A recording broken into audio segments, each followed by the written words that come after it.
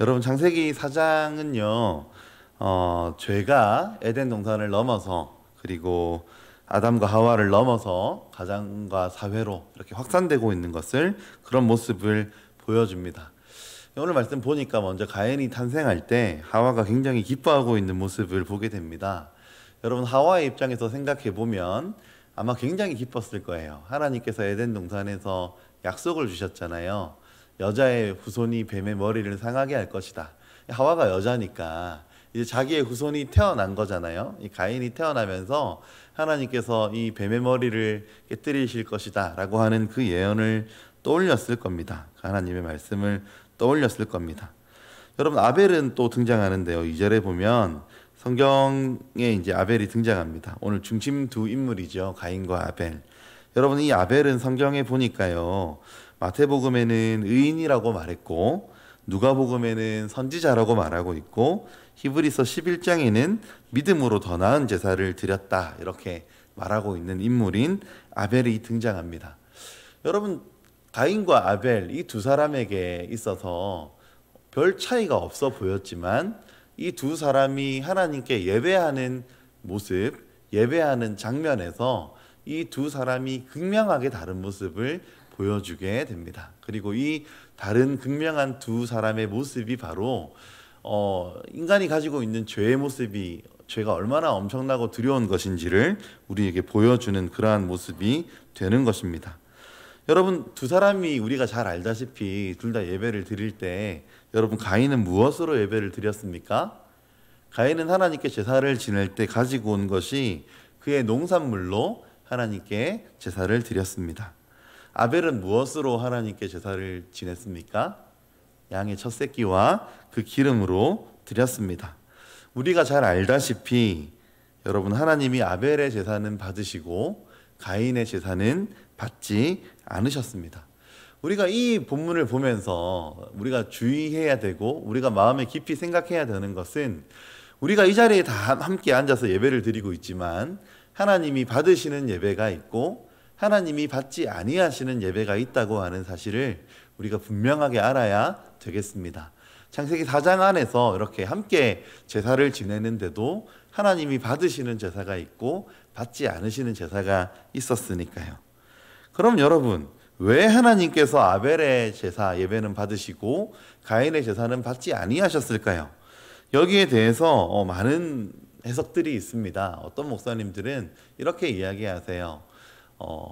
원래 제사는 짐승 제사를 드려야 되는데 말이죠. 이 가인은 곡식을 가지고 하나님 앞에 왔기 때문에 제사를 잘못 지냈다는 거죠. 제사 제물이 잘못됐다는 거죠.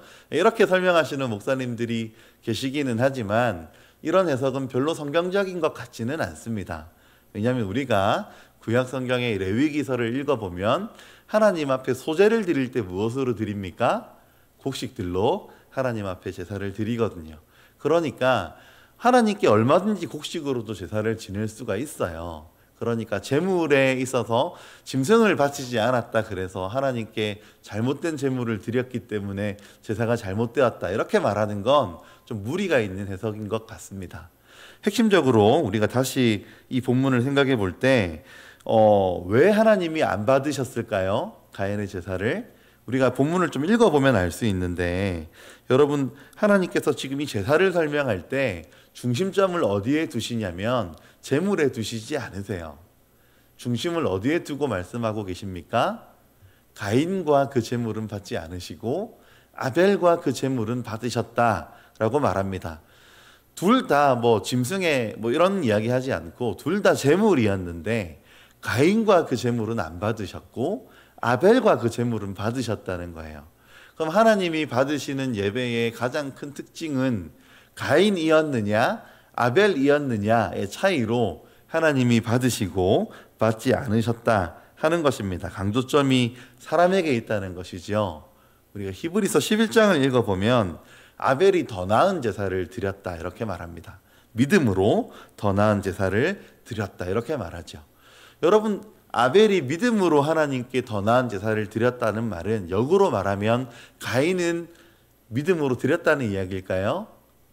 아니겠지요. 가인이 드렸던 제사는 믿음으로 드린 제사가 아니었다고 우리가 히브리서 말씀을 통해서 유추해 볼 수가 있습니다. 하나님은 가인과 그의 제사가 선하지 않았다고 말씀하십니다. 우리가 이것을 좀 아벨의 제사를 보면서 힌트를 좀 얻을 수 있을 것 같아요. 여러분, 아벨이 드렸던 제물이 무엇이지요? 양의 첫 새끼와 그 기름입니다. 여러분, 양의 첫 새끼, 여러분 가장 처음 것, 초태생, 어려운 말로 처음 태어나는 것, 하나님이 이것 내 것이라 말씀하시고 가장 귀한 것이라고 말씀하시는데, 가장 귀한 양의 첫 새끼를 아벨은 하나님께 드렸고요. 아벨의 제물에 대한 수식어죠. 또한 그 기름을 드렸다고 합니다. 여러분, 우리는 오늘날 기름기 많은 음식을 보면 별로 좋은 음식이 아니라고 생각하잖아요. 그죠? 기름기 많이 먹으면 살이 찐다 그러니까 우리가 어떻게 하든지 기름을 좀 자제하고 기름을 안 먹으려고 하지만, 여러분, 히브리어로 기름이라고 하는 단어는 가장 귀한 것이라는 뜻을 함께 가지고 있습니다. 그러니까 우리가 성경을 읽을 때, 특별히 구약 성경을 읽을 때 기름 이러면 귀한 거 이렇게 좀 여기면 좋아요. 우리가 기름 이러면 몸에 안 좋은 거 이렇게 생각하면 성경과 좀 다르게 해석을 하는 거가 되겠죠. 그러니까 아벨이 지금 드렸다는 것, 양의 첫 새끼, 기름 이런 거는 아벨이 지금 가장 귀한 것, 자기에게 있는 가장 소중한 것을 하나님께 드렸다라고 하는 의미가 될 수 있을 겁니다. 그럼 여러분, 가인의 제물에는 어떤 수식어가 있죠? 없어요. 그러니까 아벨이 드렸던 제물에는 가장 귀한 것을 드렸다고 하는 이런 표현들이 은유적으로 드러나 있는데, 가인이 드렸던 것에는 어떠한 내용이 기록이 되어 있지 않습니다. 제사가 연락이 되지 않았어요. 하나님께서 이 가인의 제사를 받지 않으셨습니다. 결과가 어떻게 되었습니까? 가인이 분노합니다. 그리고 안색이 변합니다. 여러분, 우리가 좀 지성인이잖아요. 화가 나도 웃을 수 있죠. 그죠? 속으로는 부글부글 끓어도 다른 사람들 앞에서 우리가 표정을 관리하고 안색을 관리할 수 있습니다. 우리는 그럴 수 있는데, 진짜 많이 화가 나면 안색 관리가 안 되죠. 분노 관리가 안 되는 거예요. 가인이 지금 안색 표정 관리가 안 될 정도로 많이 화가 났습니다. 가인은 누구에게 화가 났을까요? 내가 하나님께 믿음으로 제사를 드리지 못해서 하나님께서 지금 이렇게 내 제사를 받지 않으시는구나, 나에게 문제가 있다, 이러고 가인이 지금 분노하고 안색이 변한 것일까요? 가인의 분노의 대상은 누구입니까? 하나님입니다. 감히 가인은 하나님께 분노를 드러내고 있습니다. 분노의 이유는 무엇입니까? 내가 하나님께 제사를 드렸는데 하나님께서 받지 않으셨다 하는 겁니다. 오늘 제가 그래서 오늘 헵시바 우리 그 찬양 가사가 오늘 말씀이랑 딱 들어맞는다고 생각을 한 겁니다. 어떻게 이렇게 딱 들어맞는 고르셨는지 곡을 기도를 많이 하신 것 같습니다. 여러분, 우리가 예배를 드릴 때도 있잖아요. 예배를 드리는 내가 중심입니까? 아니면 예배를 받으시는 하나님이 중심이십니까? 우리의 예배는 당연히 우리의 예배를 받으시는 하나님이 중심이셔야 마땅하지요. 우리의 어떠함이나 우리의 기분이나 우리의 어떤 것들보다는 우리의 예배가 기본적으로는 하나님을 만족해 하고 하나님께 올려드리는 것이 우리의 예배입니다. 근데 아까 찬양의 가사가 그 예배조차도, 그죠? 우리의 만족을 위해서, 우리의 유익을 위해서 하는 것일 수 있다는 것, 우리가 좀 주의해야 되겠죠. 가인이 지금 가인의 마음의 중심이 드러난 겁니다. 예배를 드리기 전에는 가인도 아벨도 다 아담의 아들이니까 몰랐어요. 믿음의 가정인 줄 알았습니다. 믿음의 자손들인 줄 알았습니다. 예배 자리에 딱 서보니까, 예배를 딱 드려보니까 두 사람이 극명하게 갈라지고 드러나기 시작하는데, 가인이 분노하는 겁니다. 하나님께 분노합니다. 내 제사를 받지 않으시기 때문입니다. 내가 드린 것 안 받으셨기 때문입니다. 다시 말하면 이 가인이 그렇게 표현하고 있지는 않지만, 가인의 마음을 오늘날 표현으로 좀 바꾸어 말하면, 어떻게 감히 하나님이 내가 드리는 제사를 받지 아니하실 수 있지? 내가 준비했는데, 내가 드렸는데 왜 하나님이 안 받으시는 거야? 이렇게 말할 수 있겠죠. 가인의 마음이 지금 그와 같습니다. 몹시 분해서 안색이 변해버렸습니다. 여러분, 죄라고 하는 것의 가장 중요한 특징이 그렇습니다. 창세기를 통해서 드러나는 죄의 가장 중요한 특징은 뭐냐면 하나님을 넘어서는 것입니다. 내가 하나님의 범주를 넘어서는 것입니다. 내가 하나님보다 소중하다고 여기는 것입니다. 아담이 어떤 죄를 저질렀습니까? 선악과를 먹었습니다. 아담이 선악과를 먹었다는 사실 자체가 문제가 아니라 아담이 선악과를 먹었던 그 사실 안에 들어있던 아담의 마음이 문제였습니다. 하나님이 먹지 말라고 했는데 나는 먹고 싶다는 겁니다. 하나님이 먹지 말라 그랬는데 내가 하나님을 넘어서고 싶다는 겁니다. 그게 아담의 문제였어요. 가인도 지금 동일한 문제를 보이고 있습니다. 창세기는 우리에게 인간이 가지고 있는 죄의 특성은 자기 중심적인 것이다, 자기를 강조하는 것이다 라고 우리에게 가르쳐주고 있습니다. 예배를 받으시는 하나님보다 예배를 드린 내가 중요한 것이죠. 그것이 죄입니다. 하나님께서 등장하셔서 가인에게 이 죄를 다스려야 한다고 말씀하고 계세요. 경고해 주십니다. 그렇지만 가인이 고개를 푹 숙이고 있습니다. 회개하기 때문에 고개를 숙이는 것 아닙니다. 분노했기 때문에 낯을 들지 못하고 있는 것입니다. 하나님께서는 가인에게 너는 죄를 다스려야 한다. 죄가 지금 문 앞에 엎드려져 있다. 이건 약간 그 맹수들을 표현하는 방식이거든요. 맹수가 사냥하기 전에 엎드려져 있듯이 죄가 지금 엎드려져서 너를 지금 집어삼키려고 하고 있다고 하나님이 친히 경고해 주셨음에도 불구하고 가인은 죄를 이기지 못합니다. 가인은 아벨을 의도적으로, 고의적으로, 계획적으로 살해합니다. 히브리어 성경을 읽어보면 가인이 아벨에게 말했다. 일어나자, 들로 나가자. 그리고 아벨이 가인이 아벨을 죽였다. 이렇게 기록되어 있습니다. 그냥 욱해서 죽이는 게 아니에요. 계획적으로 하나님이 저 아벨 없어지면 내 제사를 받으실까 하고 생각했던 것입니다. 그렇게 죽여버렸습니다. 창세기에서 죄는 자신의 혈육이라고 하더라도 죽이는 형태로 자기의 모습을 드러내고 있습니다. 하나님은 다시 가인에게 찾아오셔서 기회를 주십니다. 내 아우 아벨이 어디 있느냐? 이렇게 물으십니다. 여러분, 바로 전장에 하나님이 아담에게 물으셨습니다. 내가 어디에 있느냐? 하나님이 내가 어디에 있느냐라고 물으시는 이 질문에는 빨리 말해라, 빨리 돌이켜라, 빨리 회개해라 라고 하는 의미가 포함되어 있는 것이죠. 하나님이 아담에게 아담아, 죄를 짓고 난 이후에 네가 어디에 있느냐? 제가 부끄러워서 숨었습니다. 돌이키면 하나님께서 용서해 주셨을 텐데 아담이 돌이키지 않습니다. 오늘 가인도 마찬가지입니다. 네가 어디에 있느냐라고 물으십니다. 아담에게 하셨던 것처럼 기회를 주셨죠. 그러나 가인은 용서를 구하지 않고 모른다고 이야기합니다. 내가 내 동생을 지키는 자냐고 말하고 있습니다. 여러분, 형은 동생을 마땅히 지켜야 합니다. 그죠? 형이 동생을 지키지 누가 동생을 지키겠어요? 죄는 이렇게 하게 만든다는 겁니다. 마땅히 형이 동생을 지켜야 하고 성도가 성도를 지켜야 하고 서로 간에 사랑하는 공동체가 되어야 함에도 불구하고 내가 그를 지키는 자입니까? 그와 내가 무슨 상관입니까? 교회 내에 어려움 당한 성도들을 향해서 그 사람이 어려움 당하는 게 나하고 무슨 상관입니까?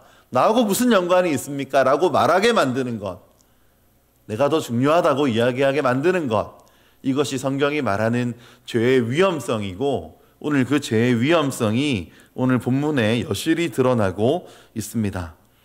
죄는 자기만을 추구하게 만드는 것입니다. 그러나 성경은 우리에게 뭐라고 가르칩니까? 예수님이 우리에게 뭐라고 가르치셨습니까? 내 이웃과 내 형제를, 고아와 과부를 돌아보고 사랑하라. 이렇게 우리에게 가르칩니다. 여러분, 교회는 사랑하는 공동체입니다. 교회는 죽이는 공동체 아니고, 교회는 모르는 공동체 아니고, 내 상관이 아닙니다, 내 소관이 아닙니다 라고 말하는 공동체 아니고, 교회는 우리라고 말하는 공동체이고, 그의 허물이 나의 허물이다 말하는 공동체이고, 교회는 서로를 돌아보고 사랑과 선행을 격려하는 공동체입니다. 그러나 가인은 그렇게 하지 않았습니다. 하나님께서 가인에게 말씀하시죠. 아벨의 핏소리가 땅에서부터 호소하고 있다, 이렇게 말합니다. 여러분, 아벨을 죽이면 끝날 것 같지만, 아벨이 눈에 보이지 않으면 끝날 것 같지만, 아벨의 피는, 아벨의 그 의로운 아벨, 믿음으로 제사를 드렸던 아벨의 피는 계속해서 하나님께 호소하는 것입니다. 여러분, 죄의 문제는 우리의 눈에 무엇인가 보이지 않게 만든다고 해결되는 것이 아닙니다. 우리의 마음에 들지 않는 성도가 우리 교회를 나간다고 해결되는 것이 아닙니다. 내 마음에 들지 않는 사람이 어려움을 당했기 때문에, 내 곁을 떠났기 때문에, 내가 그 사람과의 대화를 단절했기 때문에 우리의 죄의 문제가 해결되는 것이 아닙니다. 그건 그냥 덮어두는 것이죠. 해결되지 않았습니다. 여전히 죄가 계속 그대로 남아 있습니다. 가인은 하나님께 항변합니다. 자기의 죄가 지기에 너무 무겁다고 이야기합니다. 여러분, 죄 지은 사람들 중에서요, 자기 합리화하는 사람들이 참 많이 있습니다. 참 많이 있어요. 예전에 제가 사랑과 전쟁이라고 하는 프로, 여러분 아십니까? 막장 드라마로 유명한 거, 너무 매콤하기 때문에 이게 재밌었던 그 드라마들을 보면서 제가 느꼈던 거 있습니다. 불륜을 저지른 사람들이 절대로 내 문제요 라고 말하지 않더라고요. 네 탓이다. 네가 나를 이렇게 만들었다. 네가 나를 외롭게 만들었기 때문에 나는 이럴 수밖에 없었다. 네가 나를 돌아보지 않았기 때문에 나는 이럴 수밖에 없었다. 뭐 이런 식으로 이야기를 하더라고요. 죄가 그렇지요. 여러분, 가인이 지금 어떻습니까? 아벨을 죽였잖아요. 하나님께서 거기에 대해서 이야기하고 계시잖아요. 근데 지금 가인이 뭐라고 말합니까? 너무 무거워요, 하나님. 그 짐은 제가 지기에. 이렇게 말하고 있습니다. 여러분, 가인이 뭐라고 말해야 합니까? 하나님, 제가 잘못했습니다. 저를 용서해 주십시오. 제가 돌이키겠습니다. 라고 말해야 함에도 불구하고 가인은 그렇게 말하지 않고, 하나님, 그런 벌은 제가 지기에 너무 무거워요. 너무 힘들어요. 내가 아파요. 이렇게 지금 이야기하고 있는 것입니다. 하나님은 그런 가인을 오래 참으시고 가인이 죽지 않도록 표를 주십니다. 하나님은 오래 참으시고 가인을 살려주셨습니다. 이것이 하나님께서 우리에게 베풀어 주시는 은혜입니다. 오래도록 참으시고 돌아올 기회를 주십니다. 여러분, 그렇지만 가인은 나중에 이 다음 본문 다음에 또 다루겠지만 가인은 결국 돌아오지 않습니다.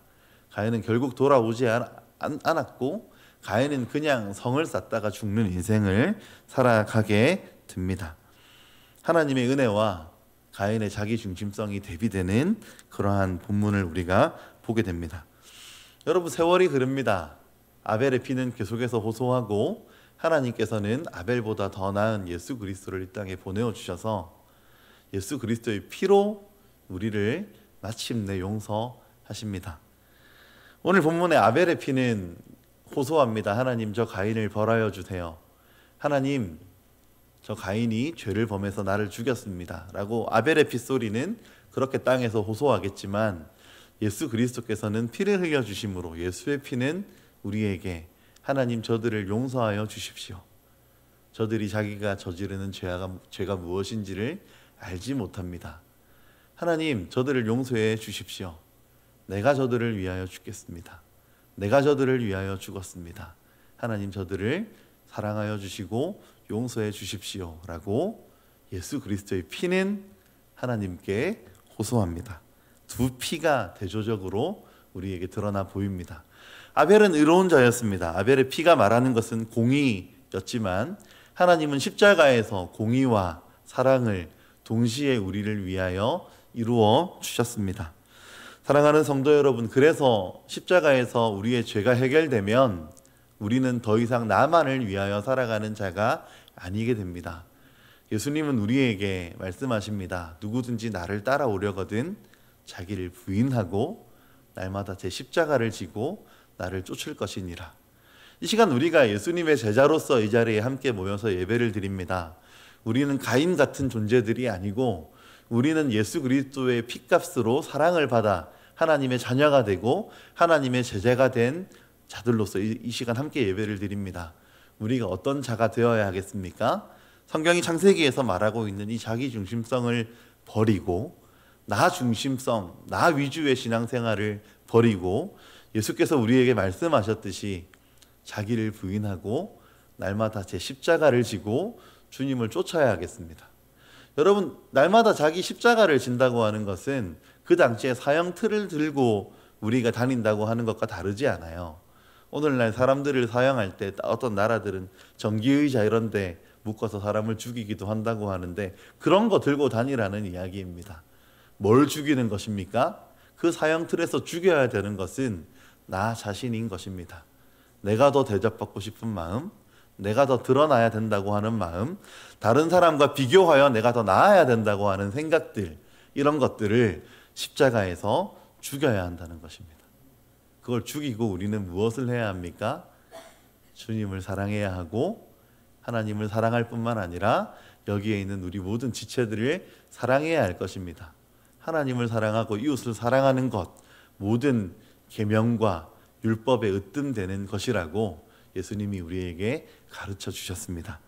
말씀을 맺겠습니다. 우리는 너무 자기중심적입니다.